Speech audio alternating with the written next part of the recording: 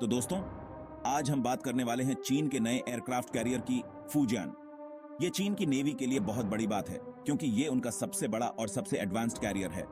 इसका नाम Fujian province के नाम पर रखा गया है और ये दिखाता है कि चीन कितना आगे बढ़ रहा है नेवल टेक्नोलॉजी में। ये सिर्फ टेक्नोलॉजी की बात नहीं है, ये पावर की भी बात है। चीन चाहता है कि उसकी नेवी पूरी दुनिया में राज करे और फुजियान उसी का एक एग्जाम्पल है। ये बात हमारे जैसे नेबर्स के लिए, खासकर इंडिया के लिए बहुत इंपॉर्टेंट है क्योंकि हम भी इसी रीजन में हैं और हमारे भी इंटरेस्ट हैं यहाँ। फुजियान के आने से साफ है कि चीन अपनी नेवी को और बड़ा करना चाहता है। इससे इंडो पैसिफिक रीजन में पावर का बैलेंस बदल जाएगा और हमें भी अपनी मैरीटाइम स्ट्रैटेजीज पे ध्यान देना होगा। इंडिया के लिए तो ये एक वेकअप कॉल है।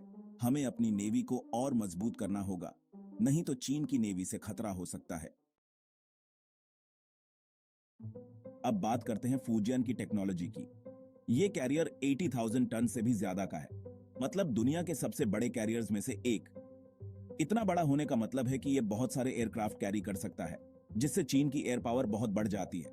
और इसमें सिर्फ साइज ही नहीं, फ्लेक्सिबिलिटी और एफिशिएंसी भी है। फुजियान में सबसे खास बात है उसका इलेक्ट्रोमैग्नेटिक एयरक्राफ्ट लॉन्च सिस्टम यानी ईमेल्स। ये पुराने स्टीम कैटापल्ट से बहुत एडवांस्ड है। इससे एयरक्राफ्ट ज्यादा जल्दी और आसानी से लॉन्च हो सकते हैं। ईमेल से एयरक्राफ्ट को नुकसान भी कम होता है, मतलब वो ज्यादा समय तक चल सकते हैं और मेंटेनेंस का खर्चा भी कम होता है। इसके अलावा फुजियान में एडवांस्ड रेडार सिस्टम्स और एक इंटीग्रेटेड कॉम्बैट सिस्टम भी है, जिससे वो दूर से ही एनिमीज को डिटेक्ट कर सकता है और उनसे लड़ सकता है। और हाँ, फुजियान के इंजन्स भी कमाल के हैं। वो न्यूक्लियर पावर्ड हैं, मतलब उसे बार बार फ्यूल भरने की जरूरत नहीं पड़ती और वो ज्यादा समय तक समुद्र में रह सकता है। ये बहुत जरूरी है, खासकर जब कोई लड़ाई चल रही हो या कोई इंपॉर्टेंट मिशन हो। फुजियान के आने से इंडिया के लिए बहुत बड़ी प्रॉब्लम खड़ी हो गई है। हमें अपनी नेवी को और मजबूत करना होगा, नहीं तो इंडो पैसिफिक रीजन में पावर का बैलेंस बिगड़ जाएगा। हमें सिर्फ नंबर्स नहीं बढ़ाने हैं, टेक्नोलॉजी और ऑपरेशनल रेडीनेस भी इंप्रूव करनी होगी। सबसे पहले हमें मैरीटाइम सर्वेलेंस कैपेबिलिटीज बढ़ानी होंगी ताकि हम एनिमीज को जल्दी डिटेक्ट कर सकें। इसके लिए हमें advanced raider systems, satellite reconnaissance और अनमैन्ड एरियल व्हीकल्स में इन्वेस्ट करना होगा। अगर हमें पता होगा कि आसपास क्या हो रहा है, तो हम अपने समुद्र की रक्षा कर पाएंगे और एनिमीज के अटैक्स का जवाब दे पाएंगे। साथ ही हमें एक स्ट्रॉन्ग डिफेंस स्ट्रैटेजी बनानी होगी, जिसमें नए वॉरशिप्स खरीदना और पुराने वॉरशिप्स को अपग्रेड करना शामिल हो। हमें अपने नेबर से भी दोस्ती करनी होगी ताकि हम मिलकर सिक्योरिटी कोऑपरेशन और जॉइंट नेवल एक्सरसाइजेस कर सकें। ऐसे अलायंसेस से रीजन में स्टेबिलिटी बनी रहेगी और कोई भी देश अकेले पावर नहीं दिखा पाएगा। और हाँ, हमें आर्टिफिशियल इंटेलिजेंस और साइबर डिफेंस सिस्टम्स जैसी मॉडर्न टेक्नोलॉजीज में भी इन्वेस्ट करना होगा ताकि हम इंडो पैसिफिक रीजन में अपने इंटरेस्ट प्रोटेक्ट कर सकें।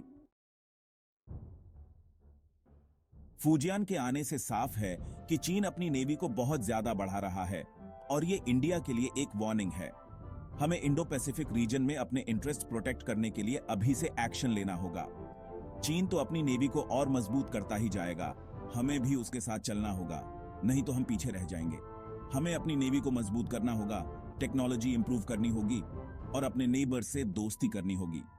ऐसा करने से हम एनिमीज को डरा भी पाएंगे और इंडो पैसिफिक रीजन में अपनी बात भी मनवा पाएंगे। ये काम कल पे नहीं छोड़ा जा सकता, हमें अभी से एक्शन लेना होगा, नहीं तो इंडो पैसिफिक रीजन में होने वाली नेवल वॉर्स में हम पीछे रह जाएंगे।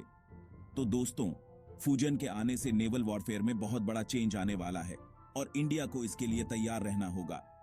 अगर हम एडवांस्ड टेक्नोलॉजी में इन्वेस्ट करेंगे, अपने नेबर से दोस्ती करेंगे और अपनी नेवी को मजबूत करेंगे, तो हम चीन की बढ़ती हुई मैरीटाइम पावर का सामना कर पाएंगे। इंडो पैसिफिक रीजन में हमारे इंटरेस्ट और हमारे समुद्र की सिक्योरिटी इसी बात पर डिपेंड करती है कि हम इन चैलेंजेस का सामना कैसे करते हैं।